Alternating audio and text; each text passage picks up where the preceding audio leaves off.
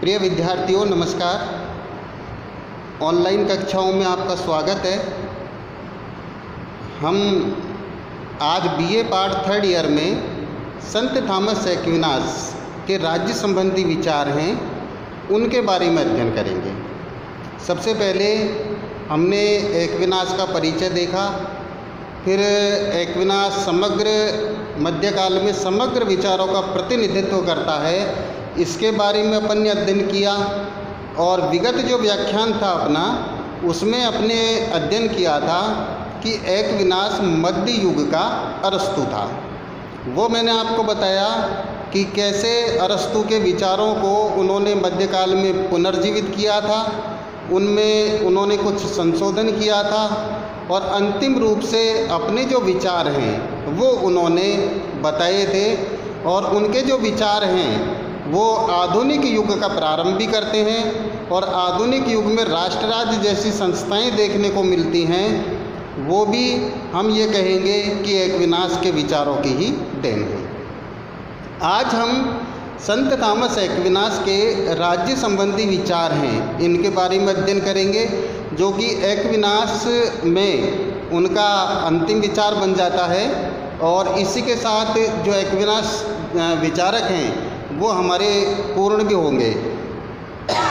उनके राज्य संबंधी विचार हैं, उनमें हम उपरोक्त जो विचार हैं उनके आधार पर उनका अध्ययन करेंगे। राज्य संबंधी विचारों में सबसे पहले उन्होंने कहा है नंबर 1 पे राज्य संबंधी विचार, और या हम ये कहें कि स्वाभाविक संस्था। राज्य संबंधी विचार में राज्य स्वाभाविक संस्था। नंबर 2 पे हम देखेंगे कि राज्य के या राजा के क्या क्या कार्य होने चाहिए। नंबर 3 पर हम देखेंगे कि सरकार के किस प्रकार के अंग होते हैं। नंबर 4 पे देखेंगे हम अत्याचारी शासन के बारे में विचार। और नंबर 5 पे देखेंगे हम राज सत्ता व धर्म सत्ता के बीच में किस प्रकार का संबंध होता है। सबसे पहली बात आती है राज्य एक स्वाभाविक संस्था। प्लेटो ने ये कहा था कि राज्य एक स्वाभाविक संस्था है, अरस्तु ने ये कहा था कि राज्य एक स्वाभाविक संस्था है। और अलग अलग विचारकों के राज्य के बारे में अलग अलग मत हैं, अलग अलग दृष्टिकोण हैं। संत थॉमस एक्विनास भी ये कहते हैं कि राज्य एक स्वाभाविक संस्था है और प्रत्येक जो प्राणी होता है वो अपनी प्रकृति से ही पूर्णता को प्राप्त करना चाहता है। उसमें एक आंतरिक प्रेरणा होती है और वो चाहता है कि उसकी प्रकृति इस प्रकार की होती है कि वो चाहता है कि जीवन में मुझे पूर्णता प्राप्त होनी चाहिए। और जो व्यक्ति जीवन में अपनी पूर्णता को प्राप्त कर लेता है वही संपूर्ण प्राणी होता है। अतः ये कहा है कि जो राज्य होता है वही मानव को पूर्णता प्रदान करवाता है। तो एक्विनास है उसने मानव प्रकृति के 2 स्वरूप माने हैं। एक तो होता है मानव में सांसारिक, और जो दूसरा होता है वो होता है आध्यात्म। प्रत्येक जो मानव होता है वो पूर्णता की जो स्थिति है उसमें तब होता है जबकि दोनों ही स्वरूप हैं वो उसमें होने चाहिए। एक तो उसका सांसारिक स्वरूप होना चाहिए और एक उसका आध्यात्मिक स्वरूप होना चाहिए। तो सांसारिक जो प्रकृति होती है वो सदैव ही संसार के कार्यकलापों से बनती है और प्रत्येक मनुष्य है वो सांसारिक कार्यकलापों में लगा रहता है। विभिन्न दोषों से युक्त भी होती है, क्योंकि जब सांसारिक जगत में मानव रहता है तो निश्चित रूप से उसमें किसी न किसी प्रकार का दोष उत्पन्न हो जाता है। लेकिन जो उसकी आध्यात्मिक स्वरूप होता है ये दोष मुक्त होता है, अर्थात आध्यात्मिक स्वरूप में मनुष्य में किसी प्रकार का कोई दोष नहीं रहता है। अतः दोष रहित होने के कारण ही आध्यात्मिक प्रकृति है वो मानव स्वभाव में ईश्वरीय प्रवृत्तियों का प्रतिनिधित्व प्रदान करवाती है। यानी कि आध्यात्मिक प्रवृत्ति होती है वो बिल्कुल ईश्वर के करीब होती है, और ऐसी स्थिति में इंसान में जो सांसारिक कमियां हो जाती हैं उनको आध्यात्मिकता पूर्ण कर देती है। ऐसी स्थिति में जो मानव होता है वो ये होता है कि जिसमें आध्यात्मिक प्रवृत्ति हो जाती है और उसमें कोई कमी नहीं रहती है, तो वही व्यक्ति अन्यों के ऊपर शासन स्थापित करता है। यानी कि जो पूर्णता को प्राप्त कर लेता है वो तो शासक बन जाता है, और जो अपूर्ण रहता है वो शासित बन जाता है। अतः एक मानव को पूर्णता प्राप्त करने के लिए सांसारिक और आध्यात्मिक दोनों ही स्वरूपों का होना आवश्यक है। और राज्य कैसी संस्था है? राज्य एक स्वाभाविक संस्था है, अर्थात मानव अपनी प्रकृति से ही ये चाहता है कि मुझे पूर्णता प्राप्त होनी चाहिए, और मानव को जो पूर्णता है वो राज्य जैसी संस्था प्रदान कर सकती है, अन्य कोई भी संस्था है वो उसे पूर्णता प्रदान नहीं कर सकती। दूसरी जो बात आती है वो आती है राज्य के कार्य या राजा के कार्य। संत थॉमस एक्विनास ने राज्य के विभिन्न प्रकार के जो कार्य हैं वो बताए हैं। सबसे पहला कार्य उन्होंने बताया है कि राजा को राज्य में प्रत्येक वर्ग को ऐसी स्थिति में लाना चाहिए कि वो अपने सद्गुणी जीवन को बनाए रख सके या अपने सद्गुणी जीवन को जी सके। ये राजा का दायित्व है। दूसरा वाला जो राजा का दायित्व है वो है कि जो प्रजा होती है उसको उत्तम जीवन बिताने के लिए राजा ऐसी परिस्थितियां प्रदान करे कि वास्तव में वो समाज में रहकर एक अच्छे उत्तम जीवन को जी सके। तीसरा वाला जो कार्य है राज्य का वो आता है इसमें कि शासक है वो बाहरी शत्रुओं से अपनी प्रजा की और राज्य की रक्षा करता है, और निश्चित रूप से वो जो अन्य प्रजा होती है उनको पुरस्कार भी प्रदान करता है। जो अगर कोई व्यक्ति किसी प्रकार का अपराध करता है तो उनको दंड भी प्रदान करता है। ऐसी स्थिति में एक राजा प्रजा के ऊपर अपने नियंत्रण को बनाए रखता है।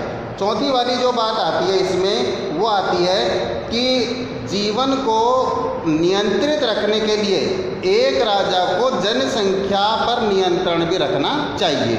यानी कि एक्विनास ये कहते हैं कि एक राजा ये देखे कि अधिक जनसंख्या किसी राज्य की नहीं हो जाए, वो उसमें कंट्रोल स्थापित करे।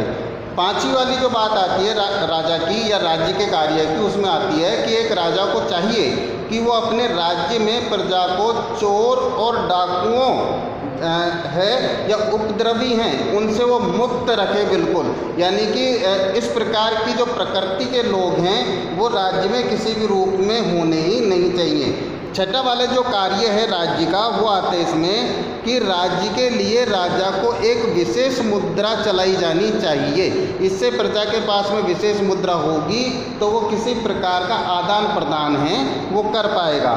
सातवीं वाली बात उन्होंने कही है राज्य के कार्य में कि राजा को भार तोल की एक समुचित व्यवस्था है वो राज्य में करनी चाहिए। और आठवीं वाली अंतिम वाली बात बताई है कि एक राजा को जो गरीब होते हैं उनकी भरण पोषण की भी व्यवस्था करनी चाहिए। इस प्रकार से एक राजा है उसको अपने राज्य के अंतर्गत उपरोक्त जो कार्य हैं वो करने चाहिए, और इस प्रकार के कर्तव्यों का निर्वहन एक राजा को करना चाहिए।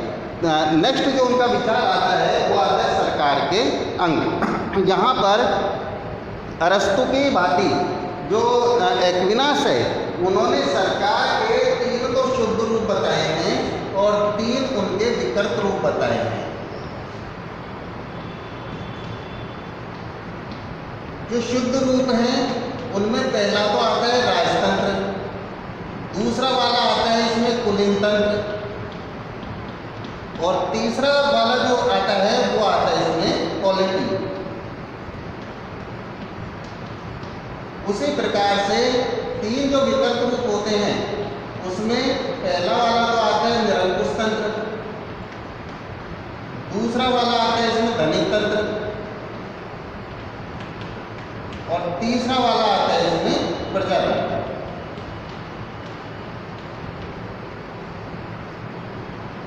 यहाँ पे एक्विनास ये कहते हैं कि सरकार के तीनों ही जो रूप होते हैं उनमें राजतंत्रात्मक व्यवस्था सर्वोत्तम होती है।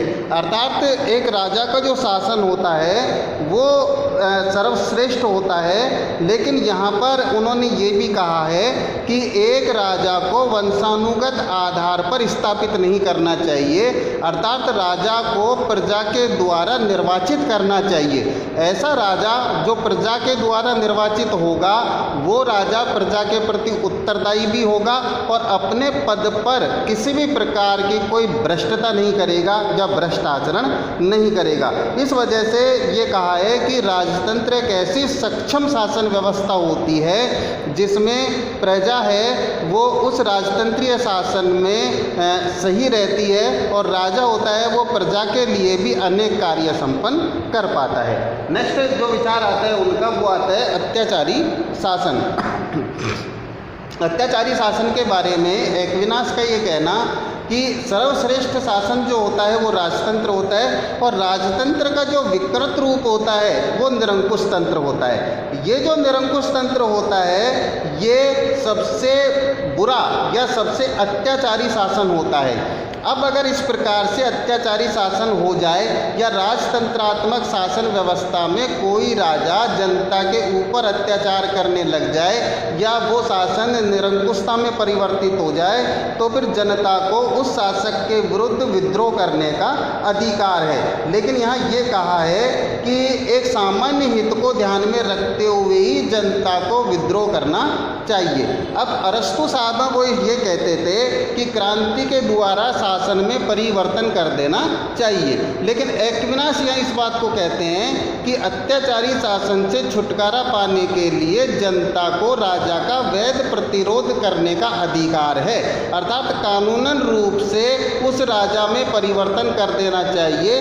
किसी प्रकार की कोई हिंसा है वो नहीं करनी चाहिए। इस वजह से अत्याचारी शासन है उसको प्रजा किसी भी रूप में स्थापित न होने दे, क्योंकि अत्याचारी शासन है वो सबसे खराब होता है और उसमें प्रजा दुखी रहती है। इस वजह से यहाँ पे जो प्रजा है उसको अत्याचारी शासक को हटाकर और उसकी जगह दूसरे जो शासक है उसको निर्वाचित कर देना चाहिए ताकि उस शासन में किसी प्रकार की कोई बुराई नहीं हो। और लास्ट वाला जो उनका विचार आता है वो आता है राज्य सत्ता व धर्म सत्ता के बीच में संबंध। एक्विनास ये कहते हैं कि जो मानव होता है उसके जीवन में उसके दोहरे उद्देश्य होते हैं या दो उद्देश्य होते हैं।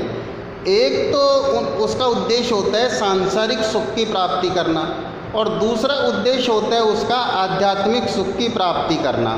अब दोनों ही सुख की प्राप्ति हैं वो दो सत्ताओं के साथ में होती हैं। एक तो होती है राज्य की सत्ता और एक होती है चर्च की सत्ता। अब यहाँ पे मध्यकाल में दोनों ही सत्ताओं के बीच में एक बहुत बड़ा द्वंद्व छिड़ गया था, लेकिन एक्विनास ये कहते हैं कि राज्य की सत्ता और चर्च की सत्ता ये दोनों अलग अलग नहीं है, अपितु व्यक्ति का जो जीवन है वो तो एक ही होता है, लेकिन व्यक्ति का जो उद्देश्य है वो दोहरा होता है। अर्थात व्यक्ति नागरिक भी होता है और व्यक्ति ईसाई भी होता है, और नागरिक होने के नाते व्यक्ति को राज्य के आदेशों की पालना करनी चाहिए और सांसारिक जीवन में राज्य के आदेशों को मानना चाहिए। तो दूसरा, जब वो ईसाई होता है तो उस जीवन को जीने के लिए उसे चर्च के आदेशों की पालना करनी चाहिए। यानी कि जो व्यक्ति होता है उसे दोनों ही उद्देश्यों के लिए अलग अलग संस्थाओं के आदेशों की पालना करनी चाहिए, लेकिन ये नहीं है कि राज्य और चर्च हैं वो दोनों अलग हैं, अपितु राज्य है वो ऐसी भारी परिस्थितियां मानव जीवन के लिए तैयार कर देता है कि व्यक्ति आगे चलकर आंतरिक परिस्थितियां चर्च जैसी संस्था के अधीन रहकर कर सकता है। अगर व्यक्ति को राज्य में सुरक्षा प्राप्त नहीं हो, व्यक्ति को किसी भी प्रकार का उद्धार नहीं हो या व्यक्ति को सुख की कामना नहीं हो, तो वो अपने आध्यात्मिक जीवन को सही तरीके से नहीं जी सकेगा। इस वजह से व्यक्ति को ये बाहरी परिस्थितियां, सांसारिक सुख है ये राज्य प्रदान करता है, उसके बाद में उसका जो दूसरा उद्देश्य है वो पूर्ण होने को जाता है चर्च के अधीन। चर्च के अधीन रहकर व्यक्ति अपनी आत्मिक उन्नति करता है, आत्मिक उद्धार करता है। और फिर तीसरा, अंततः प्रत्येक व्यक्ति ये चाहता है कि उसे मोक्ष की प्राप्ति होनी चाहिए। वो मोक्ष की प्राप्ति वो चर्च जैसी संस्था के अधीन ही रहकर कर सकता है। इस वजह से ये दोनों ही संस्थाएं अलग नहीं हैं, अपितु सांसारिक जीवन में तो राज्य व्यक्ति को नियंत्रित करता है और आध्यात्मिक जीवन में चर्च व्यक्ति को नियंत्रित करता है। तो इनमें द्वंद्व जैसी कोई बात होती ही नहीं है। और लास्ट वाला जो उनका विचार आता है वो आता है उनका संपत्ति संबंधी विचार।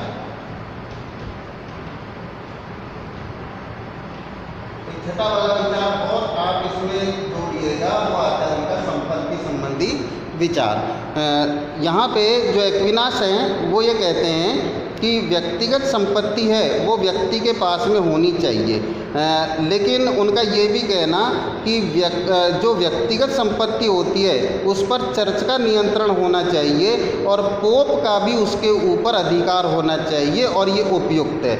ये एक्विनास ने क्यों कहा था? ये इस वजह से कहा था कि अगर राज्य के अधीन रहकर व्यक्ति अधिक संपत्ति को अर्जित करेगा तो निश्चित रूप से वहाँ पर असमानता होगी और वो जो संपत्ति अर्जित होगी वो हो सकता है कि भ्रष्ट आचरण से या भ्रष्ट कारणों से उसके पास में अर्जित संपत्ति आई है। और अगर वो चर्च के अधीन रहेगा तो निश्चित रूप से संपत्ति अर्जन करने में पूरी तरीके से एक धर्म का आधार रहेगा।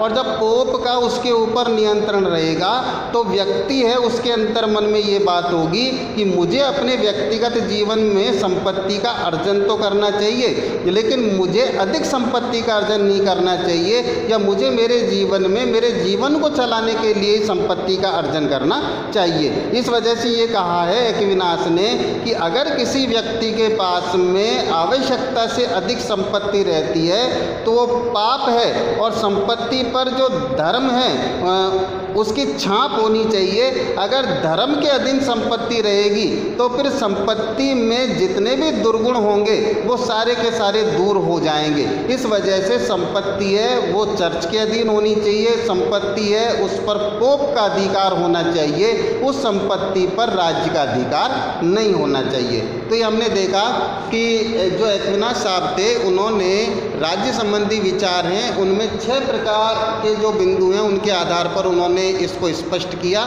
इसी के साथ में अपने जो एक्विनास साहब हैं वो यहीं पे समाप्त होते हैं, और नेक्स्ट जो विचारक है उनका अपन अध्ययन करेंगे और उनका नाम है मैकियावेली। आप निरंतर अध्ययन करते रहिएगा। धन्यवाद।